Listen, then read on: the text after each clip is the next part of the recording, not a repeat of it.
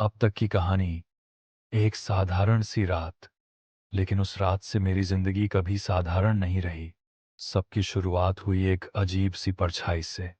कभी खिड़की पर, कभी सामने वाली इमारत की छत पर।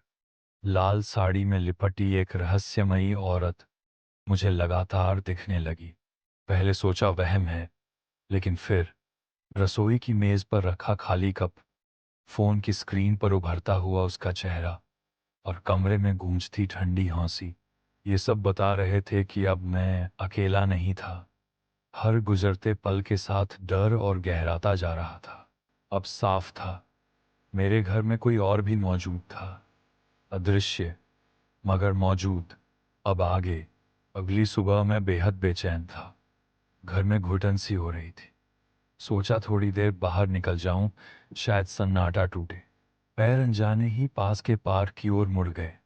पार्क सुनसान पड़ा था, चारों तरफ सिर्फ हवा का हल्का सा शोर। लेकिन तभी मेरी नजर पड़ी। बच्चों का झूला हवा में जोर जोर से हिल रहा था। ऐसा लग रहा था मानो किसी ने अभी अभी उसे धक्का दिया हो। मैं ठिठक कर वहीं खड़ा रह गया।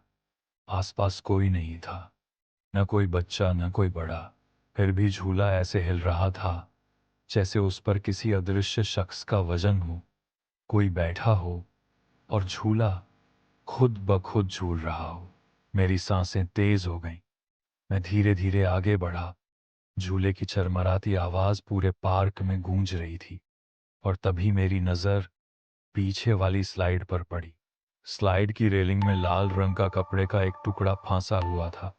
कपड़ा हवा में फड़फड़ा रहा था, बिल्कुल उसी लाल साड़ी जैसा। मेरे पैरों के नीचे जमीन जैसे खिसक गई।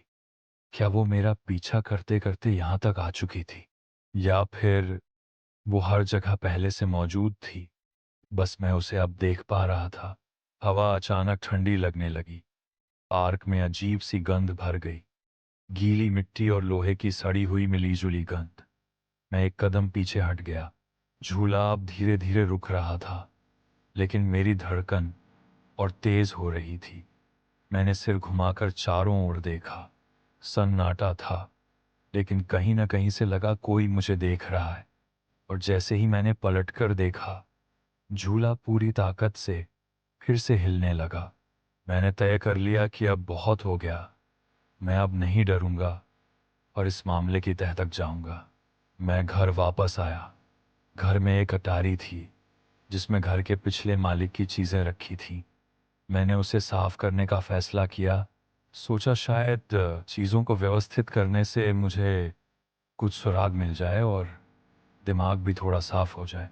मैं अटारी में गया, पुरानी अलमारियां खोली। धूल के गुबार से पूरा कमरा भर गया। खांसते खांसते मैं एक दराज तक पहुंचा जो सालों से बंद थी। दराज खोलते ही बदबू का एक झोंका बाहर निकला। अंदर कागजों का एक पुराना पुलिंदा रखा था। पीले पड़े हुए पन्ने, जगह जगह से फटे, किनारों पर सफेद दीमक के निशान। मैंने धीरे से उन कागजों को पलटना शुरू किया। ज्यादातर पुराने बिल, रसीदें और कुछ नामालूम दस्तावेज। लेकिन बीच में दबा हुआ एक फोटो था। फोटो पीला पड़ चुका था, पर उसमें मौजूद शक्ल इतनी साफ थी कि मेरी रूह कांप गई। वो वही औरत थी, लाल साड़ी पहने किसी शादी में खड़ी हुई, चेहरे पर हल्की मुस्कान, पर वही ठंडी खोखली आंखें। मेरे हाथ कांप गए। पीछे तारीख लिखी थी, 1980।